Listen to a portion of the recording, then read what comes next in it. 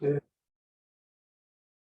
tragédie mentale, c'est une personnalité dans le monde du coaching, c'est un maître de programmation neurolinguistique, traîneur depuis longtemps. Viens à côté de moi, comme ça on te voit dans la caméra, pour ceux qui me suivent à distance.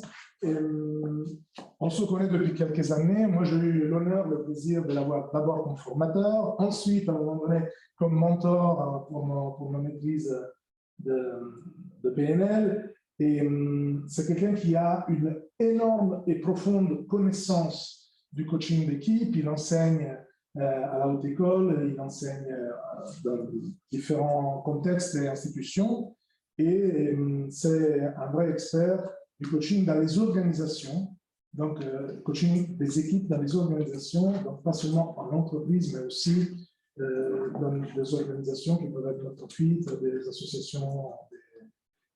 Et il aime, je vends un peu la mèche si tu me permets, il aime dire que ce qui fonctionne dans le coaching d'équipe en entreprise peut fonctionner en famille, peut fonctionner dans d'autres ensembles, parce qu'il y a des règles similaires qui régissent ces réalités. Donc, je le remercie beaucoup d'avoir accepté notre invitation et je m'efface et je lui laisse toute la place. Merci beaucoup. Grand merci à toi, Mario. Alors, je vous souhaite une cordiale bienvenue. Merci de m'accueillir.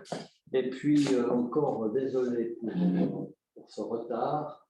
Vraiment, donc on commence avec le retard. Est-ce qu'il y a quelqu'un qui peut être responsable du timing de l'heure? Je veux bien le faire, je vais chercher ma montre. Voilà, donc comme ça je suis libre, parce que j'ai un problème avec le timing.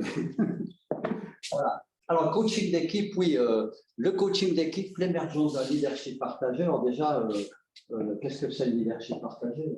On peut se poser des questions. Alors, pour moi, le leadership partagé, c'est celui qui a l'expertise, a le lead, y compris sur le leader formel.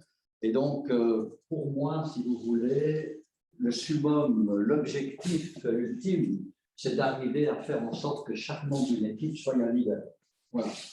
Et c'est en ce sens que finalement, l'émergence du leadership, eh bien, par le coaching, finalement, est tout à fait appropriée. Alors, j'ai évidemment, chers collègues, puisque vous êtes tous des coachs, hein, donc c'est bien. Donc, je ne veux pas seulement, si vous voulez, dans cet atelier, vous parler ou vous poser des questions, mais je souhaiterais qu'on fasse des exercices, n'est-ce pas? Et donc, dans le coaching collectif, l'idée aussi, c'est comment amener une équipe à être dans la performance durable. Je dirais que pour qu'il y ait déjà une équipe, il y a eu des études qui ont été faites, notamment un projet avec Leonardo, un projet au niveau européen, qui ont défini finalement 4 principes importants pour qu'une équipe puisse être dans la performance durable, dans la haute performance durable, je dirais. Et ces 4 principes, je vais vous les mentionner. Alors, vous pouvez prendre des notes si vous voulez. Le premier principe, pour qu'il y ait équipe, il faut qu'il y ait une vision commune. Ça veut dire que s'il n'y a pas de vision commune, si une équipe ne partage pas une vision commune, un objectif commun, c'est difficile d'être une équipe. En fait. Voilà.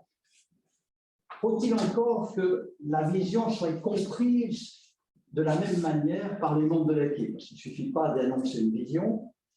Derrière la vision, qu'est-ce que ça veut dire? Donc là, il y a évidemment tout un travail à faire, notamment d'émergence, et en coaching, c'est intéressant de le faire. Ça, c'est le premier principe. Le deuxième principe, c'est l'effet de complémentarité.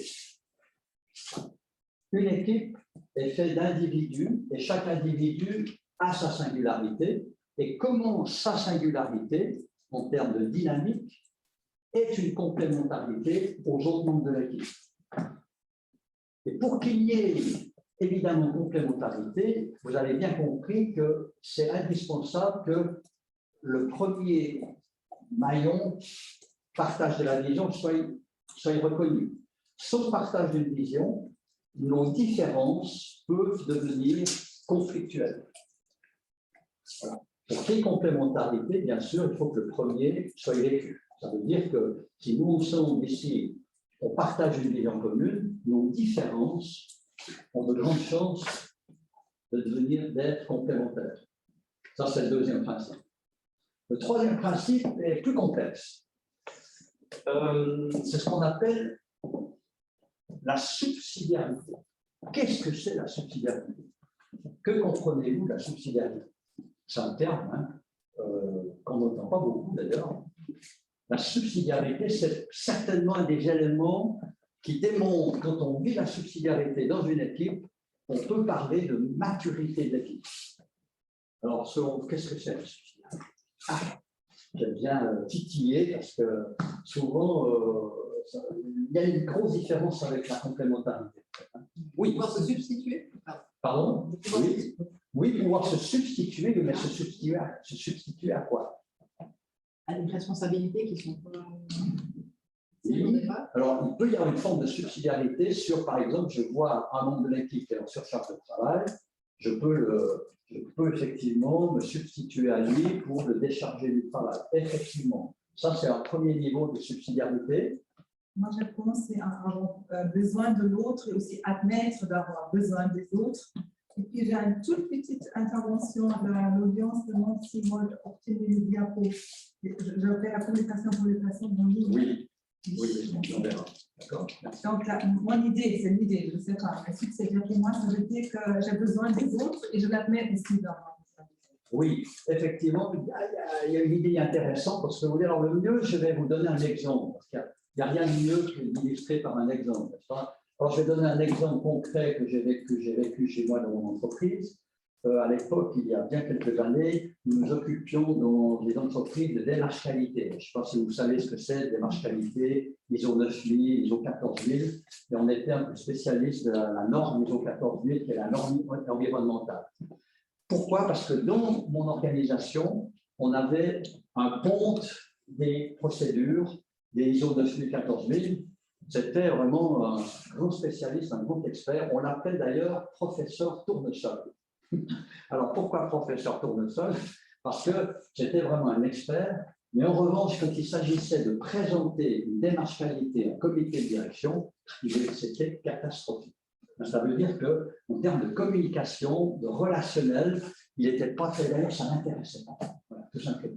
Mais dis-moi, parler devant un comité de direction, ça ne m'intéresse pas.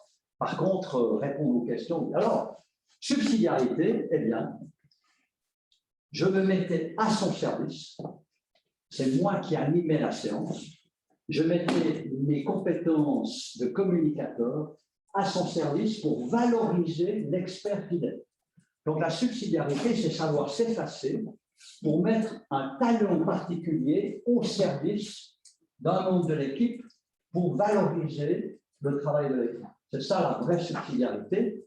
Bien entendu, ça nécessite évidemment de l'humilité, de taire son ego, parce qu'il ne s'agit pas de se mettre soi-même en valeur, il s'agit vraiment de mettre son talent au service du membre de l'équipe. Voilà la vraie subsidiarité. Et quand une équipe arrive à faire cela, alors on a vraiment une équipe qui est forte. Et le quatrième principe peut, à ce moment-là, vivre, c'est ce qu'on appelle le principe de l'auto-organisation. En fait, une équipe qui fonctionne en auto-organisation, chers amis, il n'y a pas besoin de chef, il n'y a pas besoin de leader. Une équipe auto-organisée n'a pas besoin de leader. Alors, vous allez me dire, alors, le leader formel, il fait quoi? À quoi il sert? Selon vous? Qui décide? Comme bien, ça Donner une direction. Pardon? Donner une direction. Donner une direction. Oui, ça peut effectivement donner une direction. Développer l'équipe. Ah, ça c'est intéressant. Développer l'équipe, c'est valoriser l'équipe auprès du réseau interne-externe de l'entreprise. Voilà aujourd'hui un des challenges des cadres qui accompagnent les équipes, c'est vraiment mettre en valeur l'équipe. Voilà, ces 4 principes que je voulais partager avec vous pour bien, si vous voulez, montrer l'importance. Et puis, ce qui est intéressant dans le coaching d'équipe pour moi, c'est la valorisation de chacun, mais c'est aussi de tendre vers le flow de l'équipe. Vous avez entendu parler du flow, hein? Parce qu'en fait, si chacun arrive à trouver sa place, si chacun contribue à la réussite de l'équipe, il y a un certain plaisir, il peut y avoir un flow qui s'installe et à ce moment-là, l'équipe, en termes de performance, bien sûr, elle va performer, mais elle va aussi, en termes de flow, en termes de plaisir au travail, s'y retrouver. Donc, si moi je suis dans une équipe où j'ai du plaisir à être, forcément, les gains sont au-delà de la performance de l'équipe. Ça va? Bien. Alors, quelques règles que je vous propose. J'aime bien, alors ça c'est une bonne pratique. Alors là, on va le faire en accéléré parce que j'aimerais vous faire des exercices. En fait, si je vous parle maintenant, imaginez un match de tennis ou un match de foot sans règle du jeu. Ça donnerait quoi, selon vous? Les combats. Voilà. Ben, c'est la même chose avec une équipe. Hein. Une équipe sans règle du jeu, ça peut être compliqué. Voilà. Et donc, mon habitude à moi, par exemple, quand je démarre un projet c'est une équipe, et dans la constitution de l'équipe projet, par exemple, je ne démarre jamais un projet sans se mettre d'accord comment nous allons fonctionner ensemble. Et je fais ce que je crée, je fais émerger avec l'équipe un contrat de coopération. Je vais même quelquefois jusqu'à le faire signer. Oui. Donc voilà, alors là, les règles que je vous propose, les règles, vous les reconnaissez peut-être pour ceux qui connaissent le co-développement, c'est les règles de bienséance qui ont été éditées dans la méthodologie du co-développement. Voilà, pour ceux qui connaissent. Hein. Confidentialité, bienveillance, partage, humilité. Alors voilà, il y en a peut-être une, vous les connaissez. Peut-être je vais juste m'arrêter sur une qui est à la mode, la bienveillance. C'est quoi la bienveillance pour vous? Vouloir le bien de l'autre, on est altruiste. Oui, quoi d'autre? Le l'accueil. C'est intéressant toujours de s'intéresser à l'étymologie du mot. Hein. Bien, le bien, justement. Bénévolat. Oui. Bénévolat, ça veut vouloir dire bien valoir, bien faire. Mais bienveillance, ce n'est pas complaisance. En fait. Non, non. Et donc, c'est vraiment, ça veut dire qu'on peut éventuellement bousculer la personne parce qu'il est nécessaire, on veut bien faire, on veut bien vouloir. Oui, puis on peut les challenger, mais ça part d'une bonne place. Voilà, c'est ça. C'est vraiment, ça part d'un endroit qui est bienveillant, mais on peut challenger, on peut dialoguer, on peut changer. Et donc, ce sens-là, je trouve cette valeur intéressante. Partage, humilité, l'humilité, c'est intéressant. Comme valeur aussi. Comment vous comprenez l'humilité? Bien, de se mettre de trait. Oui. Être l'humus, Voilà. être fertile. Ah ouais, voilà. Dire qu'on ne sait pas. Voilà, c'est ça. On ne peut pas l'opposer l'autre. Tout à fait. Alors, si vous êtes d'accord à la boulette, de toute façon, si vous êtes là, hein, j'aimerais faire un premier exercice avec vous de réflexion. Les avantages que représente une équipe, qu'est-ce que c'est une équipe? Et j'aimerais que vous puissiez répondre à deux questions. Ce qui me plaît dans le travail de l'équipe et ce à quoi il faut s'habituer lorsqu'on fait partie d'une équipe. Alors, là, tout de suite, je vous donne aussi quelques astuces. C'est la rhétorique de savoir construire une rhétorique constructive quand on anime et surtout au coaching d'équipe. Pourquoi? Parce que les mots sont énergie. N'est-ce pas? Et donc, c'est extrêmement important dans la manière de poser les choses que ça soit vraiment constructif, orienté, constructif. Voilà. Ah oui, je pourrais dire, normalement, hein, quels sont les avantages à être dans une équipe et puis quels sont les désavantages à faire partie d'une équipe. Simplement là, la dynamique de la rhétorique n'est pas la même. Vous sentez au niveau d'énergie. Et ça, c'est très important. Quand on anime et quand on fait le coaching d'équipe, l'énergie que l'on met dans les questions qu'on pose pour faire émerger le groupe, elle est peut-être encore plus importante que dans le coaching individuel. Parce qu'il y a une chose importante quand on travaille en équipe, c'est comment vous arrivez à faire circuler l'énergie, plutôt que d'avoir des énergies qui sont pareilles. Et on peut y être attentif, notamment avec le choix des questions que l'on pose. Voilà. Alors, ce qui me plaît dans le travail en équipe, ce à quoi il faut s'habituer lorsqu'on fait partie d'une équipe, je vous propose par groupe de 2, 3. Ah oui, 3. Hein. Une équipe, ça va partir de combien? 3. Deux. Oui. Deux. Je veux plus qu'un. Il y a plusieurs théories. Alors, moi, je vous donne la théorie. Il y en a qui sont en équipe tout seul. Hein. Oui, oui. Voilà, alors, je vous donne ma version, mais qui est tout à fait personnelle, évidemment, parce que j'ai été grillé un peu à la méthodologie de Leonardo, une méthodologie qui est faite pour les entreprises, et qui, lui, cette méthodologie qui définit les préférences au travail, les fonctions vitales pour qu'une équipe fonctionne bien, dans la liste, et puis les 5 axes stratégiques. Et pour Leonardo, une équipe, c'est à partir de 3. Voilà. Parce que pour maîtriser aujourd'hui parfaitement 8 fonctions vitales, il faut être 3 du fait que la théorie dit qu'un individu peut maîtriser seulement 3 fonctions. Alors, si vous voulez, les fonctions, ce que je voulais dire, une équipe, elle doit maîtriser 8 fonctions, qui est, vous pouvez les noter, l'information, l'innovation, la promotion,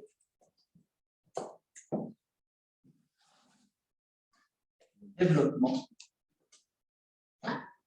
l'organisation, la réalisation, la vérification et la stabilisation. C'est intéressant avec ces 8 fonctions, c'est que vous pouvez prendre tous les systèmes vivants. En fait, c'est une étude qui a été faite par des biologistes. Et en fait, ces 8 fonctions, c'est l'observation d'un certain nombre de systèmes vivants dans la nature où on retrouve chaque fois ces 8 fonctions dans tous les systèmes.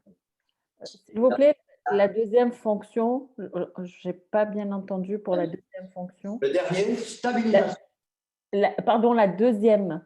La deuxième, innovation. Merci beaucoup.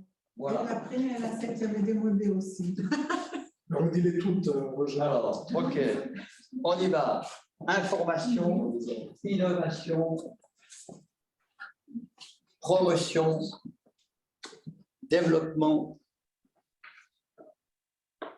organisation, réalisation, vérification, stabilisation. Voilà, par groupe de 3. Allez, 5 minutes, 5-6 minutes. Quelles sont les réponses que vous pourriez donner à ces 2 questions? Je démarre les 6 minutes.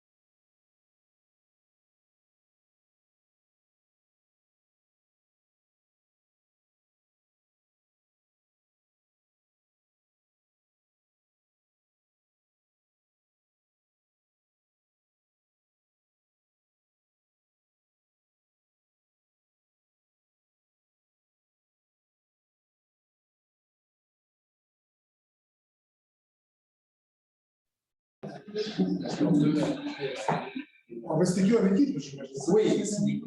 Merci de vos réponses.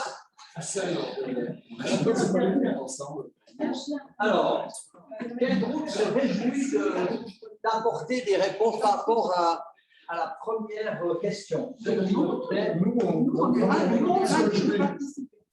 tout le monde se réjouit. oui. Nous avons un héros, H-E-R-A-U-T, un héros qui nous représente. D'accord. Alors, On se comprend. À la première question de ce qui me plaît dans le travail en équipe, nous avons, nous, ce qui nous plaît, c'est le dynamisme de l'équipe, d'avoir le sentiment de recevoir plus que de donner, le partage, le 1 plus 1 égale 3, oh, c'est beau, n'est-ce pas? ça peut faire des mots, ça. 1 plus 1, ça veut faire 0, mais nous parlons de ce qui Dans nous ce plaît. cas, on le met dans la deuxième On question. le met dans voilà. Exactement, le 1 plus 1 va en dessous. 1 plus 1, c'est 0. La diversité, la solidarité, le partage, le soutien au sein d'une équipe. D'accord. Et au niveau de ce à quoi il faut s'habituer. Alors peut-être on va faire la première question. Les autres équipes, que pouvez-vous ajouter à ce qui a été dit? On ne répète pas ce qui a été dit, on ajoute. Alors, nous aimons Oui. partager cette question parce que nous apprenons des autres et nous sommes tous une équipe qui apprenons ce qu'elle a dit de son aide. Exactement. La complémentarité, nous avons mis. Ouais. Nous avons mis l'émulsion d'idées. Ah oui. La cuisine de la Absolument. femme, donc l'émulsion. Et créativité, vous avez dit non. Non, Non, non, voilà, ben voilà. Diversité. Diversité. Super. Ouais, j'avais presque le carton, mais du coup, il y a synergie. Ah, la synergie. Voilà. Bravo. Pas d'autre à ajouter? On avait échangé, mais je crois que ça a été. Oui, d'accord, oui. Très bien. Merci. La richesse. La richesse. Et puis, La co-création. La co-création. Bon, ok. Magnifique. et ne pas seul. Ne pas se sentir seul, donc oui. Ça. Le changement de paradigme, Le changement de paradigme, oui. Quoi d'autre? Le collaboratif, Le collaboratif, magnifique. Se sentir porté. Se sentir porté, soutenu. La collégialité. Bien, ben, ce à quoi il faut s'habituer lorsqu'on fait partie d'une équipe. Alors, et je vais faire un exercice avec vous particulier. Je souhaiterais que vous formuliez vos réponses de manière constructive. Excellent exercice rhétorique. Accepter nos différences. Pardon? Accepter nos différences. Accepter nos différences. Merci. Tourner la phrase de manière constructive. Oui, oui. Savoir faire des compromis. Savoir faire des compromis. Accepter les compromis. moi j'ai mis apprendre la langue des autres. Apprendre la langue des autres. Magnifique. Accueillir l'autre. Accueillir l'autre. S'adapter au niveau des autres. S'adapter, l'adaptation aux autres. Autoréguler sa vitesse. Autoréguler sa vitesse. Écouter les autres. Pardon? Écouter les autres. Écouter les autres. Yes. Empathie. L'empathie. Quoi d'autre? Recevoir des feedbacks. Recevoir des feedbacks. Hein? Recevoir des cadeaux. On a mis l'adaptation au rythme. S'adapter au rythme, oui. Et s'adapter aux sauts d'humeur des autres. Alors, comment on peut répondre? C'est la réaction là. Apprendre les différentes dynamiques des autres. Voilà. comprendre avant d'être compris. Pardon? Comprendre avant d'être compris. Comprendre avant d'être compris, merci. Ralentir pour aller plus loin. Ralentir pour aller plus loin, magnifique. savourer la victoire, Savourer la victoire, waouh. Eh oui, savourer la victoire collective, ensemble. Oui. Quoi d'autre? Se motiver mutuellement. Se motiver mutuellement. Partager. Pardon? Partager. Partager, oui, apprendre à partager, effectivement. Intégrer les challenges Pardon? qui sont posés. Intégrer les challenges qui sont posés par les autres. Accepter les challenges, oui, tout à fait. Valoriser l'autre. Valoriser l'autre, apprendre à valoriser l'autre, oui, tout à fait. Essayer de voir le monde et la vie dans le regard de l'autre. Absolument. Accepter de ne pas avoir toujours raison. Accepter d'avoir des points de vue différents qui enrichissent le collectif. C'est bon comme ça.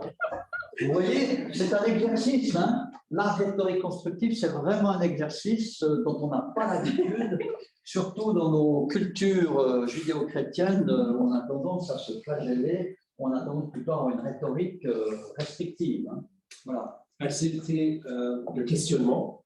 Oui, tout à fait. Et accepter le fait de, comment on va tourner de manière positive, on peut faire des erreurs. On accepte de faire de... Droit à l'erreur. Droit à On l'erreur. donne le droit à l'erreur. Alors, comment on fait ça constructif? Voilà. S'appuyer sur les erreurs comme source d'apprentissage pour progresser. Absolument. On transformer l'erreur en feedback. On vous paye pour parler comme ça.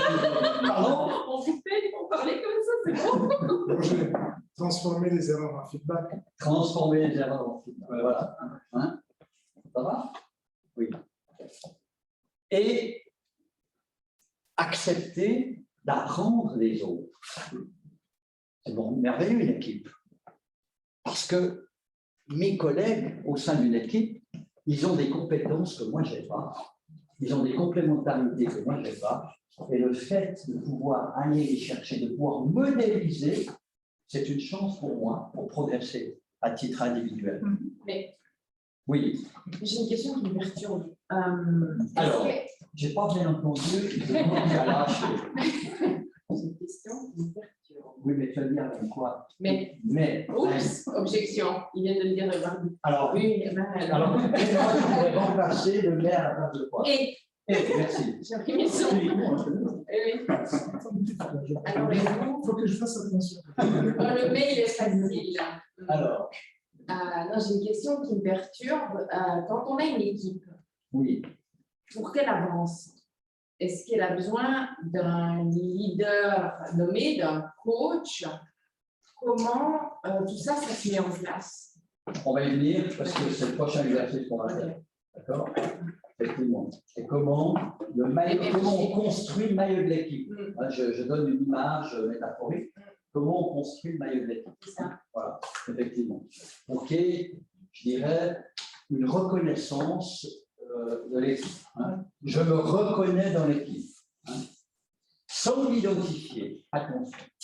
Aujourd'hui, les entreprises sont je me reconnais dans une équipe et m'identifier. Ça va? Bon, je crois que là, on a suffisamment, on a bien traité les deux, donc on voit qu'une équipe, en fait, ce qui est intéressant finalement, l'être humain est un être social. On est d'accord? On fait partie d'une espèce, voilà, on est social. Après, pourquoi être social? Oui, c'est-à-dire que vivre seul, ce n'est pas notre truc. Contrairement à ce que certains disent, hein, je serais mieux seul que mal accompagné. Alors ça, évidemment, c'est une grande phrase. Mais si je me mets seul sur une île déserte, un jour ça va, 2 jours ça va. Au bout du 3e jour, peut-être, ça devient difficile. Et on va rechercher évidemment le contact, la relation. Pas besoin d'unir, on peut aussi partir en confinement. Pardon? On n'a pas besoin d'unir pour voir les résultats. On a vu le confinement, Oui, exact. on a bien Exact. vu ce que ça. Absolument, absolument. Voilà. Donc, j'aimerais faire, oui, justement, on va venir maintenant au concept de la création d'une équipe. Avant cela, j'aimerais quand même rapidement vous parler des compétences du coach. En fait, selon quelques éléments qui me paraissent essentiels, sans tomber, si vous voulez, dans les compétences ICF. Vous les connaissez mieux que moi. Il y a des compétences spécifiques, mais j'aimerais juste vous donner ce qui me paraît moins intéressant par rapport à mon expérience quand on a une posture de coach dans l'animation, l'émergence d'une équipe. D'abord, il y a un élément ici, pour moi, c'est la notion tête, cœur, corps. Avec quel état d'esprit j'aborde le coaching d'équipe? Pour moi, c'est essentiel. Voilà. Et il y a 3 éléments sur lesquels il est absolument important, si on veut pouvoir orienter son état d'esprit. Le premier, c'est sans objectif, c'est très difficile d'avoir un bon état d'esprit. Ça veut dire, c'est Sénèque qui disait, il n'y a pas de bonbon pour celui qui ne sait pas où il va. C'est la même chose. L'état d'esprit, il est plus facile d'orienter un état d'esprit constructif si j'ai un objectif, si je sais où je veux aller, ou si j'ai une vision du coaching que je veux accompagner avec mon équipe. Voilà, ça c'est important. Le deuxième élément de l'état d'esprit, c'est, on en a parlé, l'art du constructivisme. Ça veut dire comment j'aborde la communication de manière constructive. Et je n'ai pas dit positive. Moi, je ne suis pas une personne adepte de la psychologie positive. Il y a une raison pour cela, c'est que quand on est orienté uniquement sur le positif, on ignore le négatif. Or, vous ne pouvez pas ignorer le négatif. Le jour existe parce qu'il y a la nuit. Quand on dit Alléluia, il faut être positif, c'est d'ignorer le négatif. Or, l'idée, pour moi, c'est accepter le négatif, c'est accepter l'énergie toxique, parce que si je prends l'énergie toxique, c'est comment je transforme l'énergie toxique en énergie tonique. Entre toxique et tonique, il n'y a qu'une date qui change. Et dans le coaching, dans l'animation, c'est comment être vigilant sur l'énergie toxique-tonique. Et pour ça, l'approche constructive ici est beaucoup plus intéressante que l'approche positive. Voilà. Et donc, moi, je suis un adepte de l'approche constructive. Ça veut dire l'art de construire, l'art d'être orienté sur les possibles. Il y a des méthodes, hein, les Américains ont développé des méthodes extraordinaires. Vous pouvez taper, par exemple, l'appreciative inquiry. Je ne sais pas si vous avez entendu parler de cette méthode, qui est une approche vraiment extraordinaire, qui est très orientée constructive, hein, où on parle de ce qu'on a, de nos forces. Sitôt qu'on a une difficulté, tout de suite, dans l'état présent, on envoie les gens sur un état désiré. Bref, c'est très orienté de manière constructive. Voilà. Donc, ça, c'est le deuxième élément. Comment être dans une approche constructive. Ça va? Et le troisième élément dans l'état d'esprit utile et nécessaire pour faire du coaching d'équipe, c'est le recul, la capacité de recul, de métaposition. Moi, je vous parle, si vous voulez, je regarde les personnes, mais j'ai une vision périphérique.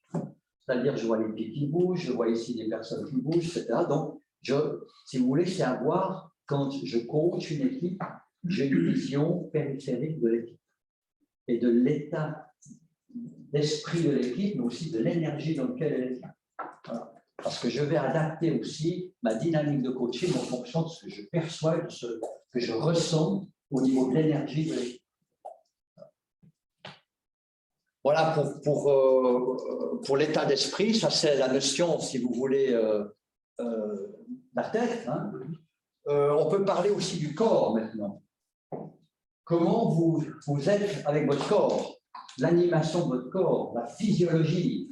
Alors, dans le coaching d'équipe, je dirais qu'il y a une approche pour moi de coaching qui est très proche de celui de l'entraîneur. C'est pour ça que dans le coaching d'équipe, je vous recommande de modéliser des entraîneurs. C'est très intéressant.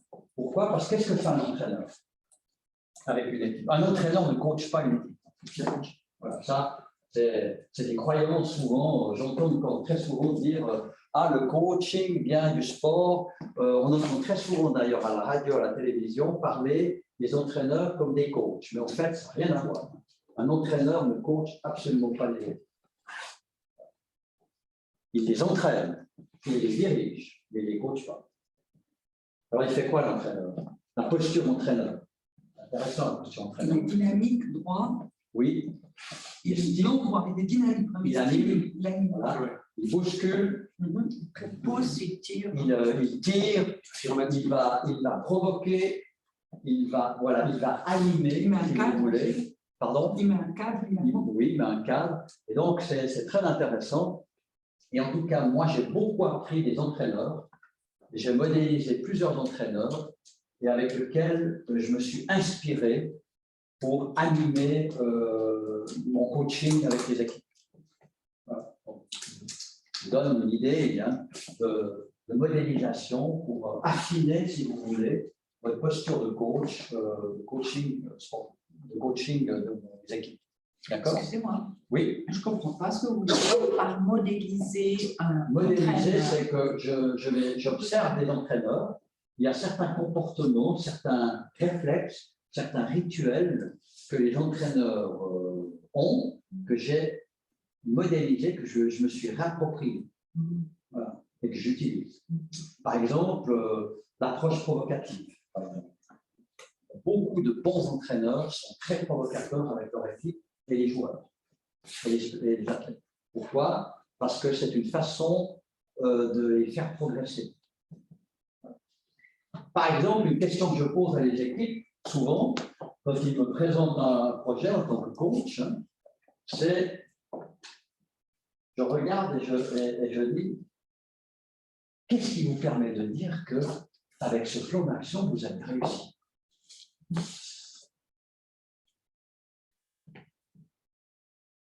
Alors, ce n'est pas seulement la question que je pose, c'est aussi l'attitude que j'ai par rapport à la question que je pose. C'est intéressant.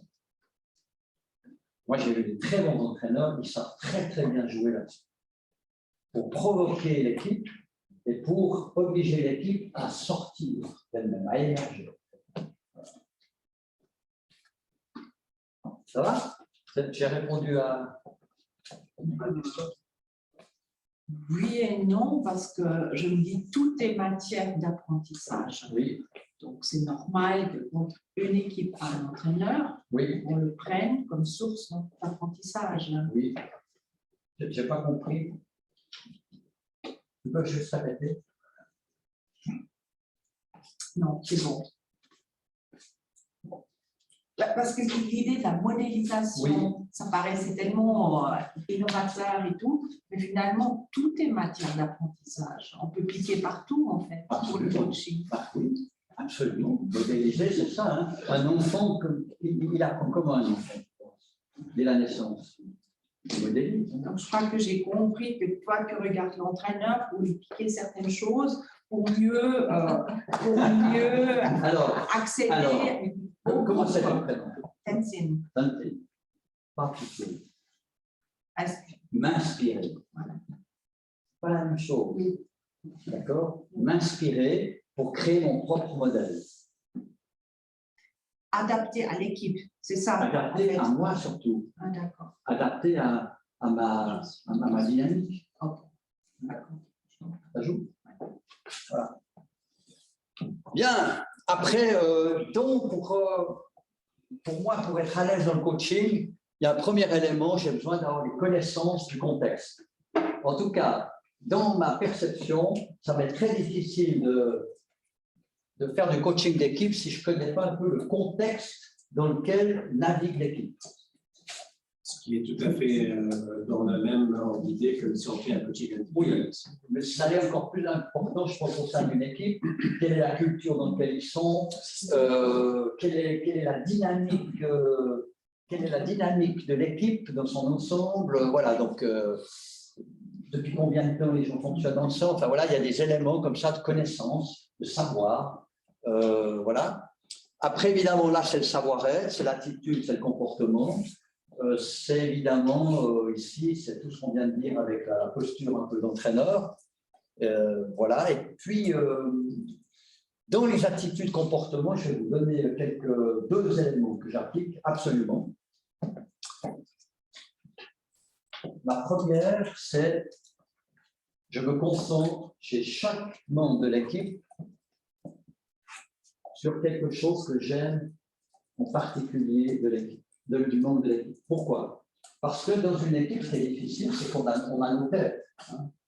Peut-être là, tu as une tête très sympathique avec laquelle je vais, comme tu me parais très sympathique, ça va être influencé. Et puis peut-être ici, il y a une tête qui est moins sympathique, donc je vais peut-être un peu l'ignorer. Ça, dans le coaching d'équipe, pas très bon. Alors, on peut. L'idée, ça je pratique ça depuis déjà début, c'est que moi, chaque contact, et dans une équipe, quand on fait le coaching d'équipe, c'est très important, c'est je me concentre sur quelque chose que j'aime bien faire. Ça peut être la chemise, hein, la chemise rose, elle te va bien, hein, je sais pas, je me dis, hein, dans la tête, hein, il y a une chemise qui est là. Hein. Voilà, l'écharpe, pas mal, hein, ça met en valeur. Hein. Donc, ça peut être des trucs que je n'ai pas besoin de connaître la personne, hein, quelque chose que j'aime bien la personne. Voilà. Ça peut être sur son apparence, sur quelque chose qu'elle a dit, sur une particularité au niveau de son apparence. Et pourquoi c'est important de faire cet exercice? Ça fait émerger chez l'autre quelque chose. Oui, mais quoi? Ça, c'est un terme d'énergie. Le fait que je me concentre sur quelque chose que j'aime bien d'une personne, la personne va le ressentir.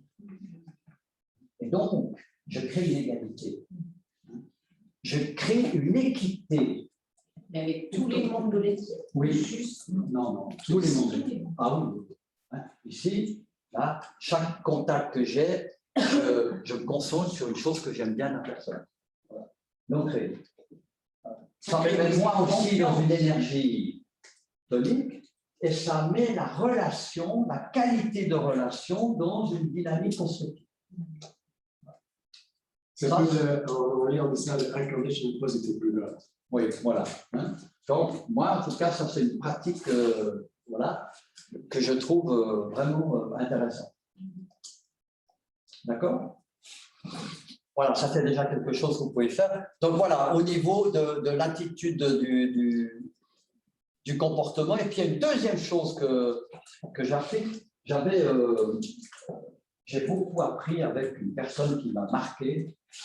J'ai venu à l'université de Lausanne, qui était Franck Farelli. Bon, c'est un psychiatre qui a développé une approche provocative. Alors lui, il fait de la thérapie, mais avec lui, j'ai développé une approche de coaching provocatif. Et lui me disait, Roger, je fais des années là.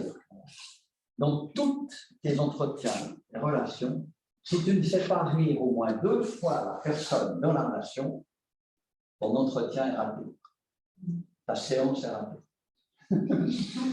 Et ça, je trouve intéressant. Alors, c'est d'autant plus intéressant parce qu'avec les neurosciences, si vous voulez, ce qu'on apprend, en fait, c'est que les neurosciences nous démontrent aujourd'hui que l'humour fait mieux travailler le cerveau droit. Et donc, si on travaille mieux avec le cerveau droit, on est plus créatif, etc. Et dans une équipe, évidemment, c'est intéressant. Donc, un principe, c'est comment vous pouvez amener également une touche d'humour, faire en sorte que les personnes puissent aussi rire, avoir un certain plaisir à être ensemble. Voilà. En tout cas, évidemment, ça c'est un élément important. Voilà, transférer le savoir en action au savoir-faire, et puis du savoir-faire animé. Alors ça, c'est l'animation, évidemment.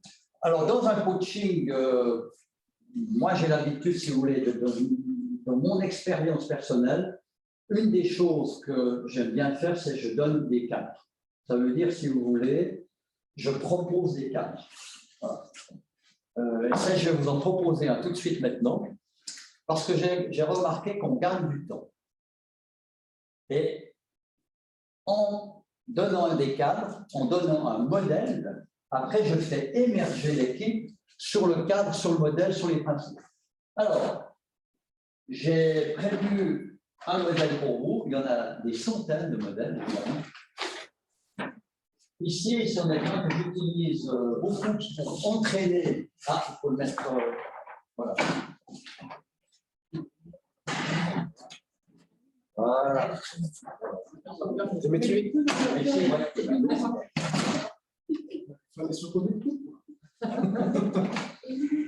Là, vous voyez là. Bon. Okay.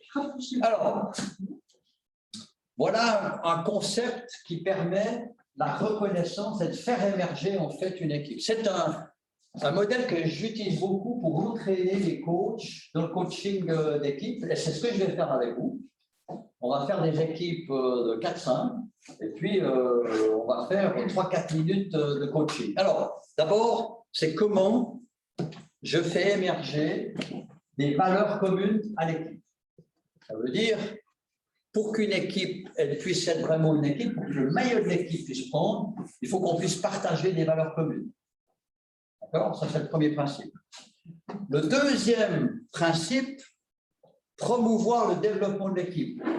C'est de dire, on a beau être les meilleurs, mais s'il n'y a personne qui le sait, ça ne sert pas à grand-chose. C'est comment on va se promouvoir, comment on va vraiment promouvoir le développement de l'équipe et on va ensemble se développer.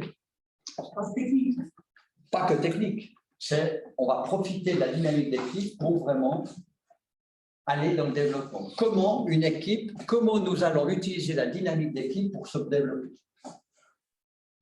Parce que plus on est dans une dynamique de développement, d'évolution, plus l'équipe a aussi envie de travailler ensemble, si vous voulez. Une équipe qui est statique, alors ça c'est un sport, on l'apprend très souvent, si on devient statique ou si on s'installe dans la routine, si vous voulez, c'est extrêmement mauvais. Je donne juste un exemple de sport. Quand vous faites un exercice et que vous faites toujours le même exercice, par exemple en musculation, à un moment donné, le muscle sature. Et donc, vous ne progressez plus. Pour qu'il y ait un développement, il faut être capable de modifier l'exercice. Sinon, il n'y a pas de développement. Dans une équipe, c'est la même chose. C'est à un moment donné, c'est comment on va vraiment, qu'est-ce qu'on peut faire pour avoir un développement continu. Ensuite, favoriser les prises de décision. Comment nous allons décider ensemble? Quelle est notre stratégie?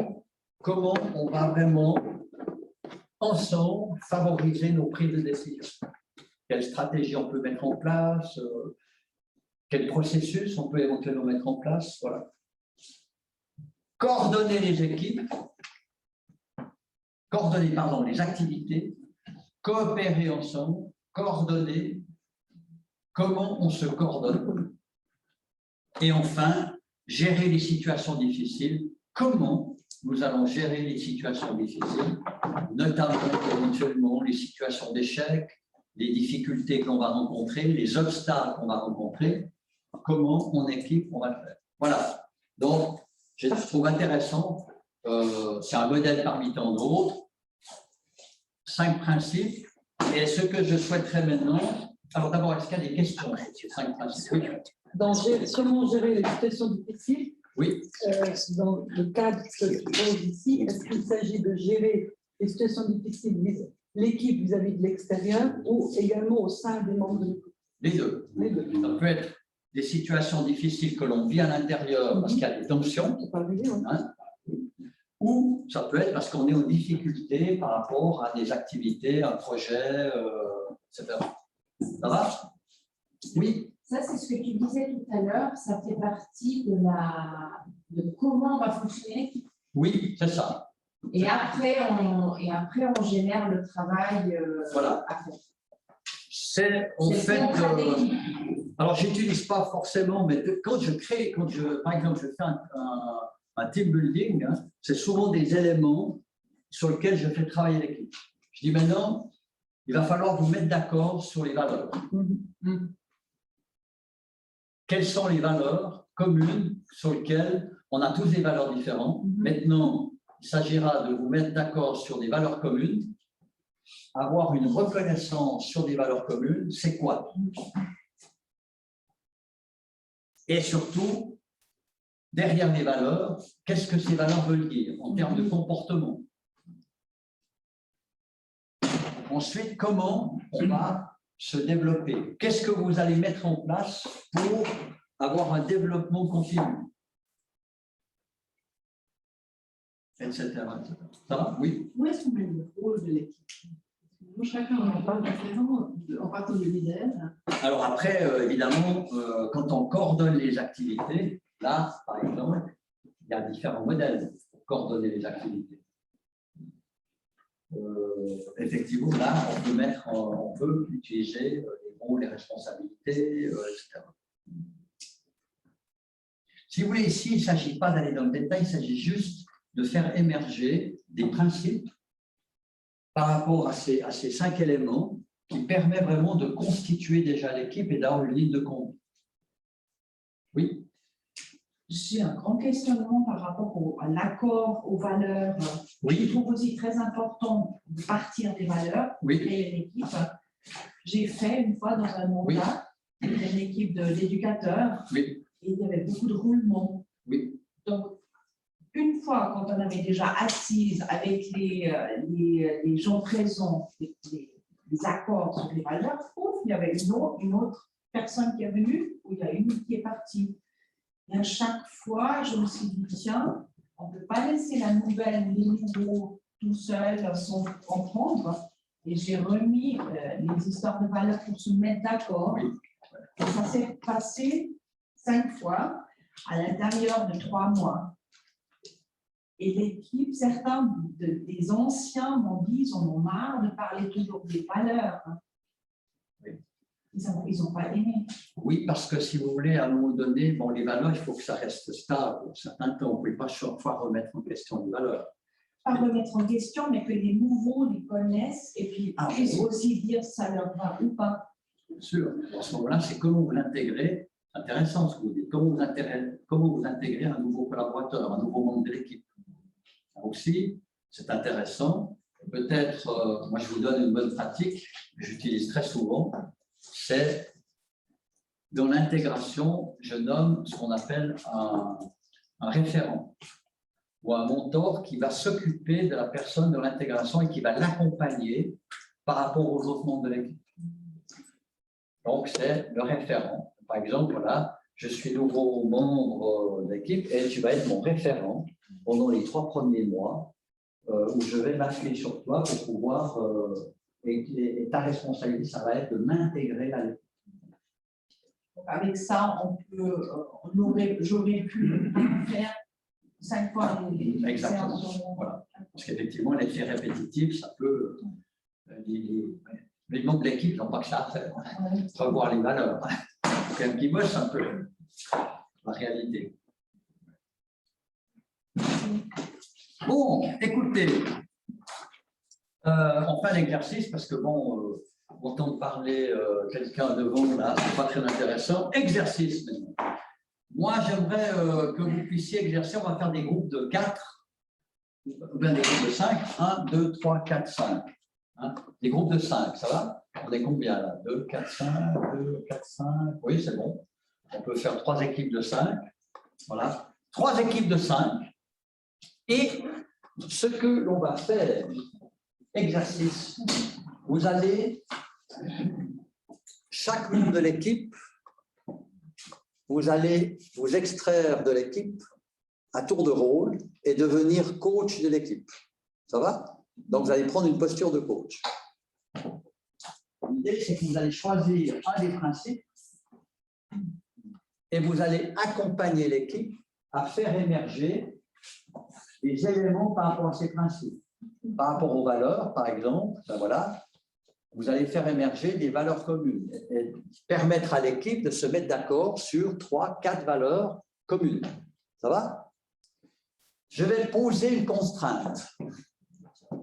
C'est que interdit de poser des questions fermées.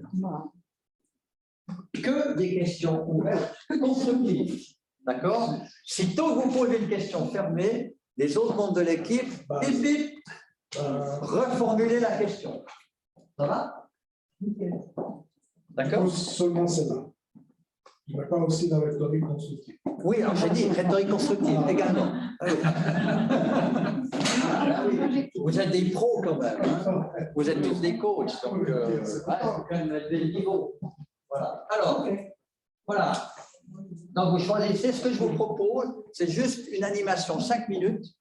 Vous animez pendant 5 minutes. Chacun. Oui. Et après 5 minutes, vous passez votre tour. Le deuxième anime une autre thématique. Et donc, chacun, vous choisissez une thématique et vous animez 5 minutes votre thématique. Dans 25 minutes, on est en exercice. Oui. Ça va? Oui, juste pour être sûr. Oui. C'est bon? Est-ce qu'il y a des questions? C'est quelle heure maintenant? C'est 8h moins 5. 8h25. Oui, voilà. Ah, c'est bon, ça va? Ah ouais. D'accord, le timing est bon. Non, parce que j'ai les soucis tout de même. On a jusqu'à 9h, non? On a jusqu'à quelle heure? C'est à 7h moins quart, donc vraiment. Ok, d'accord. Donc c'est bon. Ok. Est-ce qu'on peut penser à nos autres participants qui sont en ligne? Oui. S'ils peuvent se cet exercice entre eux aussi. Ah oui, alors c'est Oui, les 4 groupes. C'est possible dans le micro. Ils sont quoi? Micro. Ils sont Team Microsoft Team? C'est Zoom. c'est 4 Ok, alors. 4 chambres avec 5. Ok, très bien. Donc là, s'ils peuvent faire des groupes de 100. Oui. C'est bon. Ok. Ok, go. Alors, 5 minutes, et chacun. Oui. Oui, alors ce que je vous propose peut-être, c'est dans votre animation de coach, soyez debout. Oui, c'est mieux. Ok.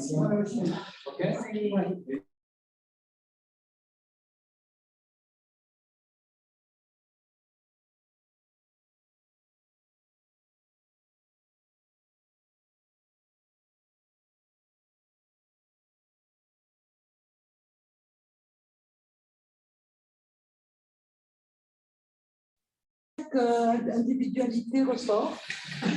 C'est magnifique. C'est toujours magnifique. Oui. La dynamique de la rhétorique constructive, les questions ouvertes, ça a bien fonctionné? Oui, ça me semble. Il y avait votre avis. Ah, c'est des pros, hein. C'est des pros,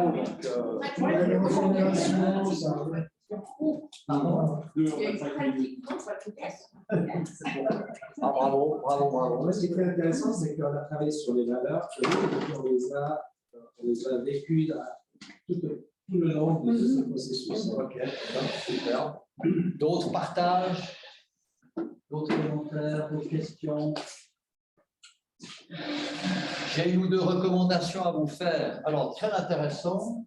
Vous avez pris l'option d'être tous debout. Donc, ça, je trouve intéressant. Ça donne de l'énergie. Ça fait bien circuler l'énergie. Vous avez du sentir. Alors, une recommandation quand on traite des sujets délicats en coaching d'équipe, je vous fais une recommandation, c'est d'avoir systématiquement un flux de chart. Parce que les membres de l'équipe se focalisent sur la thématique ou la problématique sur le flip chart. Si vous mettez une table et vous posez la problématique sur la table, en termes d'énergie, ce n'est pas très bon. Voilà. Donc, recommandation, vous voyez, si maintenant on a un problème ici et qu'on traite et qu'on est en mode coaching, il risque d'y avoir des tensions en termes d'énergie. Alors que si on pose la difficulté ou la thématique sur le flip chart, à ce moment-là, chaque membre de l'équipe regarde dans la même direction. C'est une forme de dissociation. Oui, et il y a un autre avantage aussi, c'est que le fait de poser les choses, ça donne une émulation en termes de créativité collective. Et ça renforce le cas. Oui, bien entendu. Ça, bravo. Absolument. Ça va? D'autres commentaires, d'autres questions?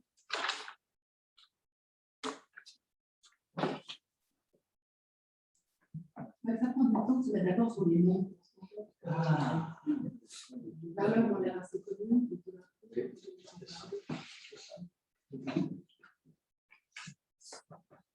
Oui, c'est toujours cette problématique des mots valises, de nominalisation. C'est ça. Le mot, on peut mettre tout dedans, on va être vide de sens, et tout le monde peut dire respect et liberté. Vive le respect, vive la liberté. Ça n'engage à rien. Alors là, de nouveau, c'est intéressant d'avoir des modèles pour permettre de opérationnaliser les valeurs. Je dis souvent à une équipe, on ne peut améliorer que ce que l'on peut mesurer. Or, la difficulté avec des valeurs communes, c'est comment on les évalue. Une valeur qu'on ne peut pas évaluer, elle sert à rien. Elle peut même être conflictuelle au sein de l'équipe.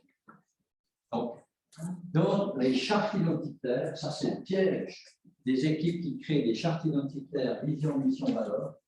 C'est très souvent les valeurs, déjà, on met trop, mais souvent, si on met des valeurs sans une ergonomie de communication avec des indicateurs mesurables, c'est un danger. Indicateur mesurable, j'entends l'employé qui va. Ça veut dire que, par exemple, je vous donne juste un exemple, moi j'utilise une valeur égale 3 critères, donc il y a une valeur, par exemple, si vous dites harmonie, ça veut dire quoi? Bon. 3 critères qui définissent l'harmonie, et chaque critère, une ergonomie de communication qui permet de mesurer ce critère. Et à partir de là, vous avez une valeur qui permet de piloter, qui permet de conduire, qui permet de donner une ligne de conduite mesurable. Pardon? Une ergonomie de communication, c'est ce qui permet de mesurer, ça veut dire, par exemple, capacité à, aptitude à, etc. Décliner. Voilà comment je crée des chartes identitaires qui permettent vraiment d'avoir un outil de conduite, de pilotage, qui permet une co-responsabilité, puisqu'on a un instrument commun. Pas seulement des valeurs, mais qu'il y ait des points très concrets en termes de conduite. Après, on sait exactement ce que ça veut dire, l'harmonie, pour chacun d'entre nous. Voilà, autre point que j'aimerais voir avec vous aussi, dans l'animation d'une équipe, moi j'aime bien sûr que le PowerPoint c'est quelque chose qu'on utilise. Personnellement,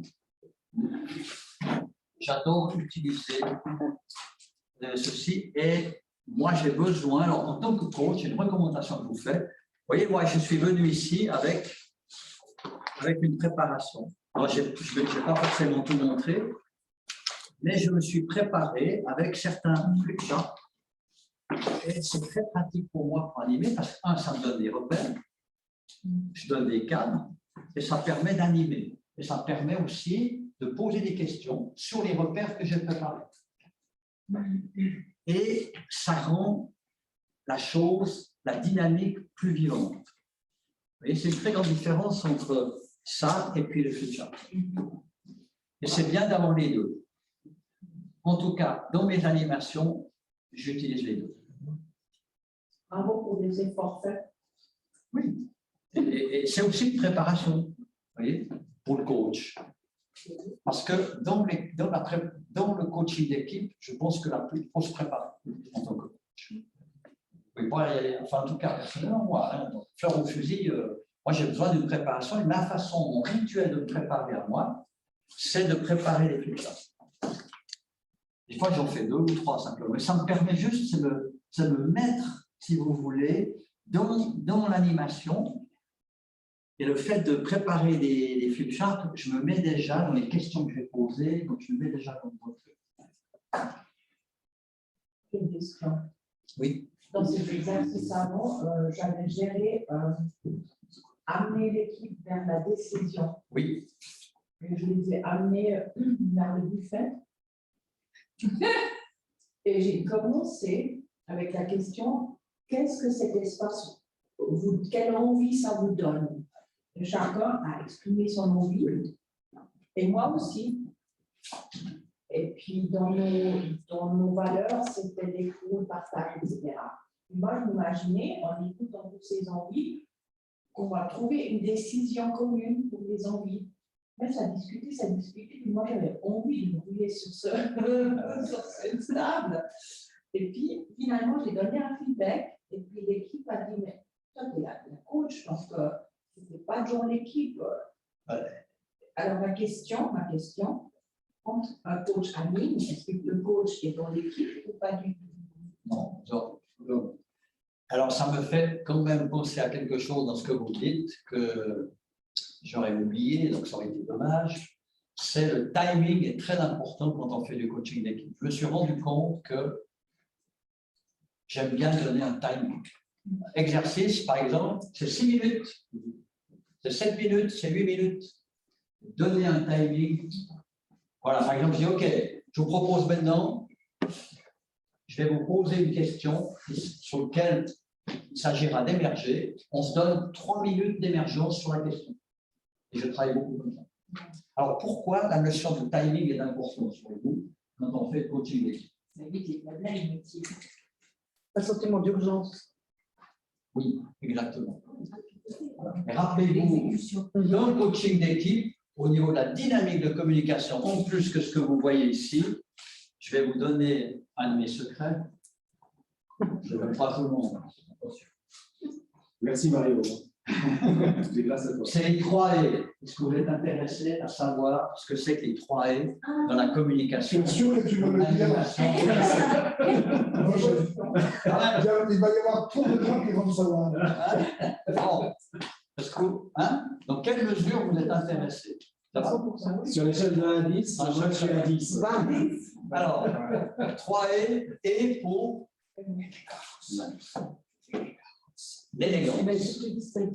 Soyez élégant dans votre communication. Alors, c'est quoi l'élégance? C'est intéressant, l'élégance. La politesse. C'est rare qu'on entende parler de l'élégance dans la communication. L'élégance. Politesse, plus que ça. Pas que ça, c'est plus que ça l'élégance. C'est le choix des mots, c'est la subtilité des mots. C'est. Ce bruit de la Sachez utiliser des mots sensoriels. Vous voyez, on a une richesse dans le langage, on est souvent pauvre. Donc, voilà, l'élégance dans la communication. J'adore ça. Soyez élégant dans la façon dont les questions que vous posez. Ça va? Le deuxième E, c'est économe. J'avais mes collaborateurs qui disent bon, allez directement au plat, s'il vous plaît. Ne commencez pas à expliquer toute la cuisine. On n'aura plus faim. Abrégé. Économe, abrégé. Soyez concis, voilà, synthétique, économe. Sachez être court.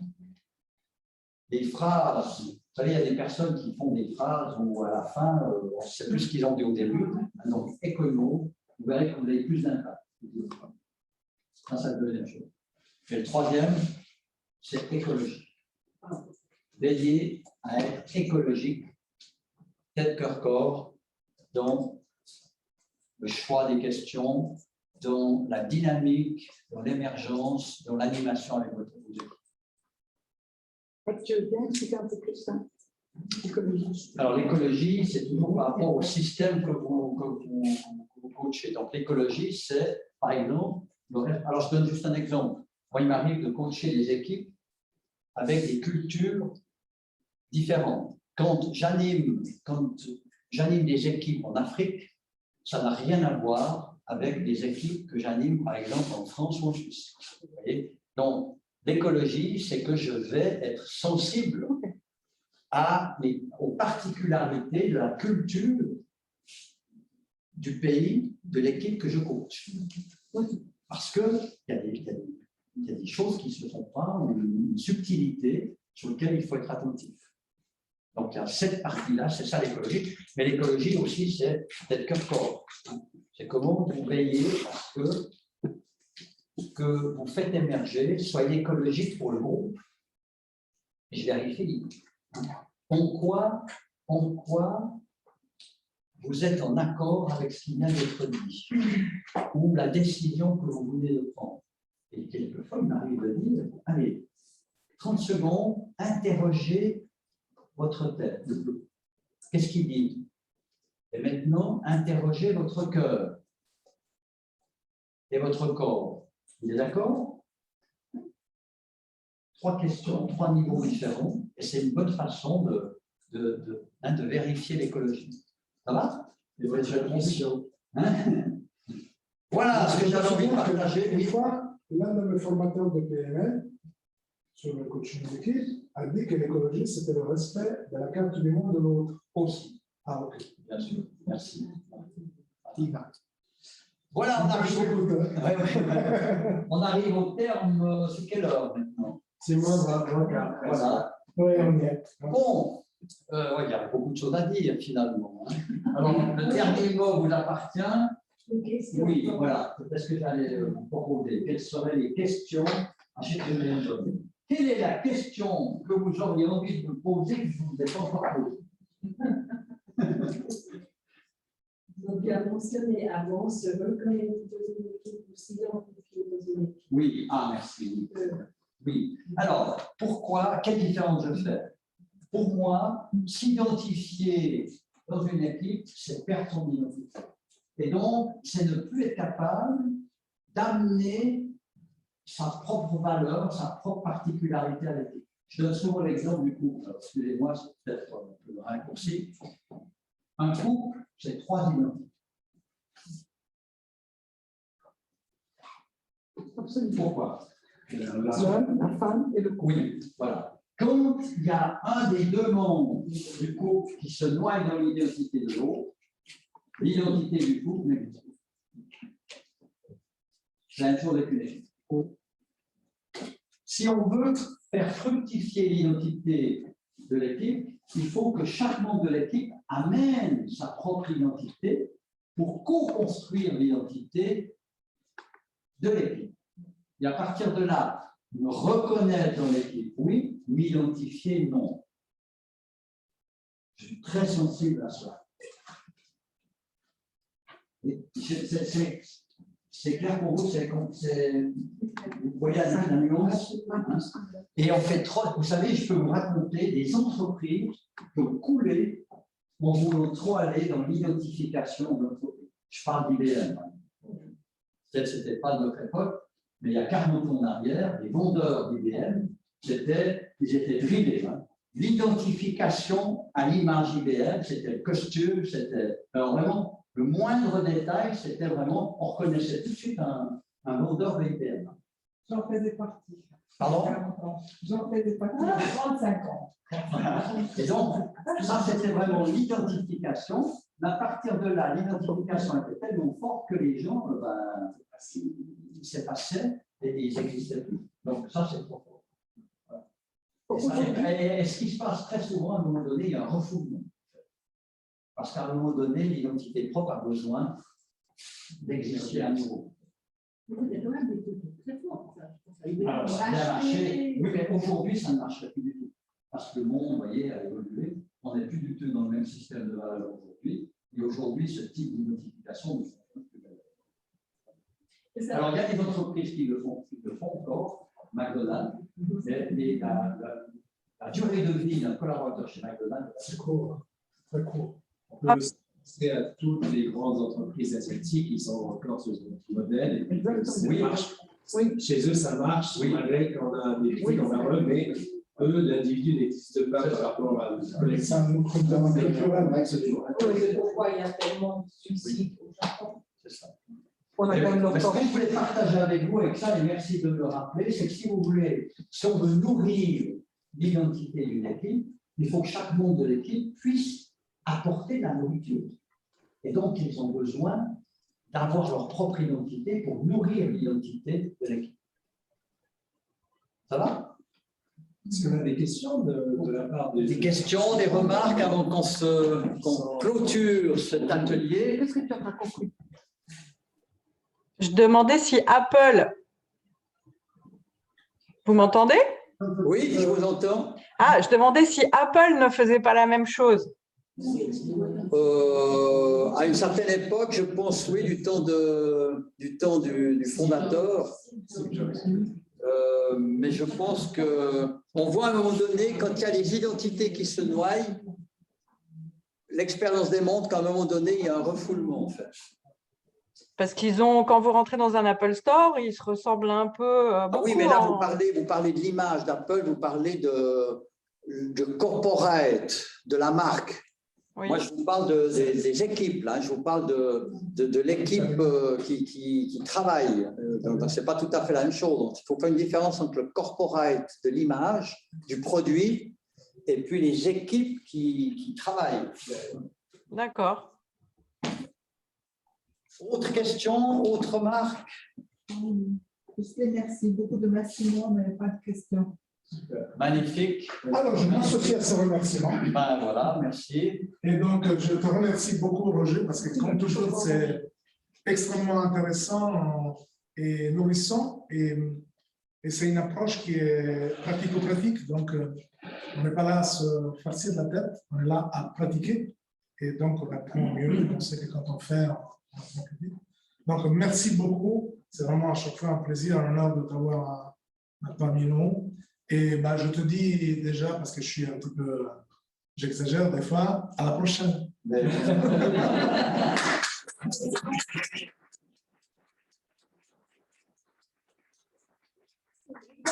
Oui. Vu que nous avons ici des représentants d'ICF au placé et en même temps un grand connaisseur de la spirale dynamique, oui. Vous n'auriez pas envie d'organiser un séminaire sur la spirale dynamique? Moi, je vous lance poser une question à notre orateur aujourd'hui. Est-ce que vous pouvez, en tout cas, animer ce genre d'activité dans d'autres langues? Non. D'accord. Parce que là, on pourrait justement faire profiter les autres membres qui sont dans les autres régions de Suisse. En tout cas, moi, j'ai trouvé que c'était très, très riche, très fort, et qu'il y en a beaucoup. En tout cas, personnellement, j'ai beaucoup pris du plaisir et puis j'ai beaucoup appris. J'ai eu des liens aussi avec tous les autres personnes avec qui on a travaillé. Donc, par rapport à tes questions, la spirale dynamique. Là. Oui, parce que j'ai eu le plaisir d'entendre Roger en parler. C'est un sujet passionnant. Je cherche désespérément un cours vraiment valable à ce sujet. Et voilà, donc je lance l'idée. C'est rentré dans l'oreille du chapelier. Voilà, ok. Je profite de la présence. Je profite aussi pour dire que quand on pouvait encore avant, dans notre vie, la vie d'avant, on avait une soirée sur la spirale dynamique avec Max.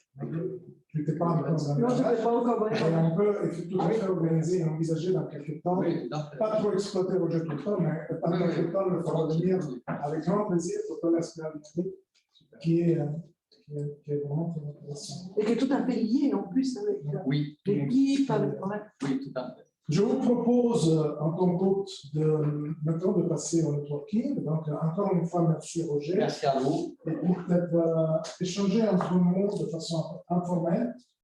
Et dans ce lieu, nous sommes interdits d'accord.